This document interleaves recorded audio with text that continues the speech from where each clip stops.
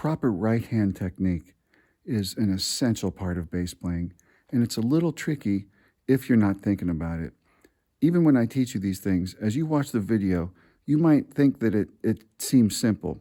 When you start to do it, you'll find that there's some coordination involved, and it'll take some thought and practice on your part to do it really well. The first thing is we play the bass with these two fingers. And the thumb, when we start off on the E string, the thumb rests on the pickup. The front pickup, if you have a jazz bass, that would be the neck side. And so we rest the thumb, and then we pull across the string to our thumb. And the finger rests on the thumb. We call that a rest stroke, resting on the thumb. Then when we move up to the A string, then we do a rest stroke with the finger resting on the E string. So we draw the finger across the A, and it rests on the E. Now, for both of these strings, when we play both of these strings, our thumb rests on the pickup. But when we move to the D string, now our thumb slides down and rests, anchors on the E string. So I'm playing the D while my thumb is resting on the E. Then, when we move up to the G string, we're going to bring our thumb up, and it'll rest on the A string, and the side of our thumb will rest on the E string. So the thumb will actually be touching two strings.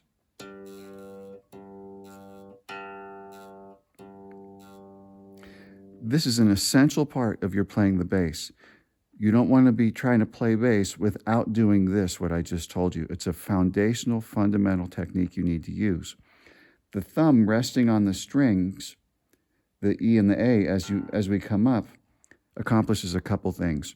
One, it keeps us from having to open the hand into more of an unnatural, intense position.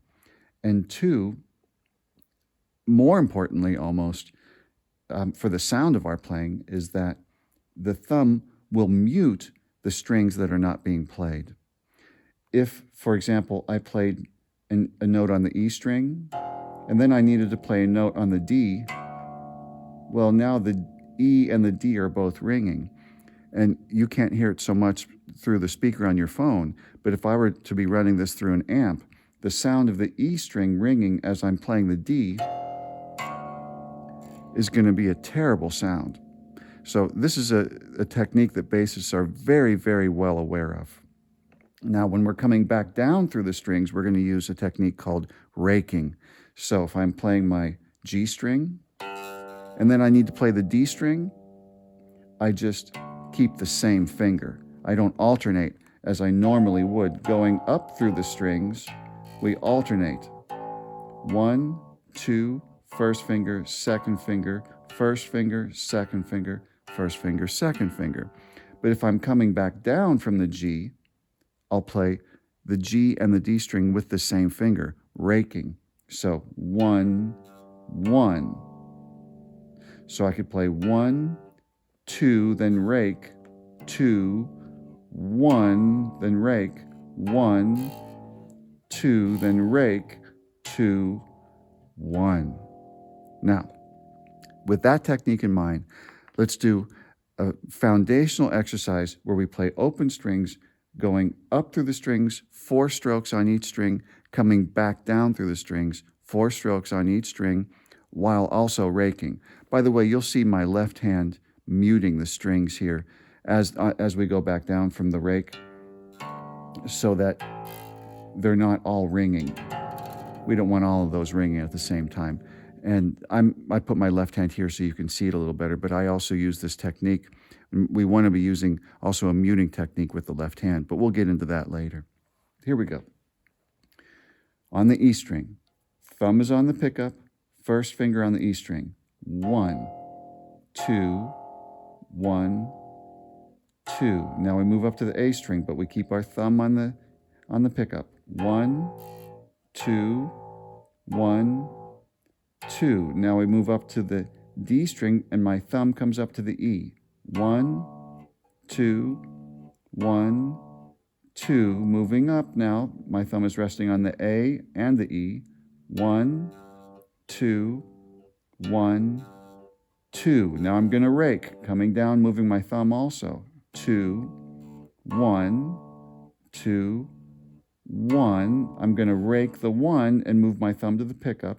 1, 2, 1, 2. Rake. 2, 1, 2, 1.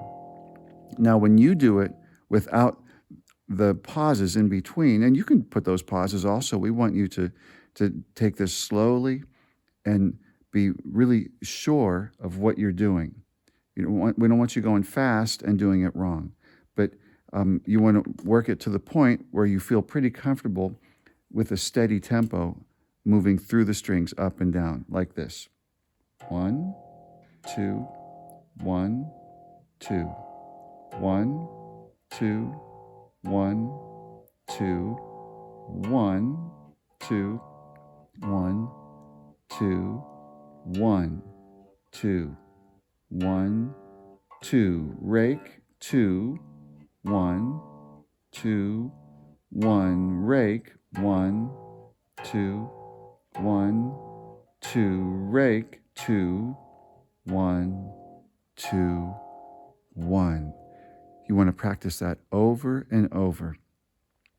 Don't think that because you did it once, it'll be natural. You want it to be your instinct. The way you play that bass instinctively will be with the technique that I just showed you. Also, after you do that exercise 4 times on each string, try it 3 times.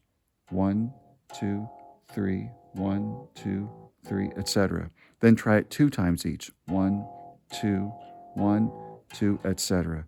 And then try it 1 time. 1, 1, 1, 1. Now watch my rake. 2, 2, 2. I raked all the way through those 4 strings with the same finger. So the techniques change a little bit depending on how many times you're going to stroke each string. All right. Happy practicing.